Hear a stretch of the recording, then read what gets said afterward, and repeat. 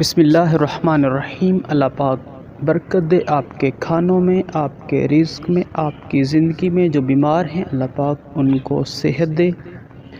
आप देख रहे हैं हमारा YouTube channel Bilal Rajput food. Bilal Rajput food के चैनल पर बहुत आसान रेसिपीज़, बहुत ही टेस्टी रेसिपीज़ होती हैं, तो आप लोग भी विज़िट करें बिलाल राजपूत फूड। आज हम बनाएंगे एक्स्ट्रा चिकन और एक्स्ट्रा वेजिटेबल शवारमा।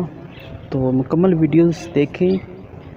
आप लोग सपोर्ट करते हैं, लाइक करते हैं, चैनल को सब्सक्राइब करते हैं, इसके लिए थैंक्स। तो ये देखें, हमने चिकन में एक्स्ट्रा वेजिटेबल ऐड किए।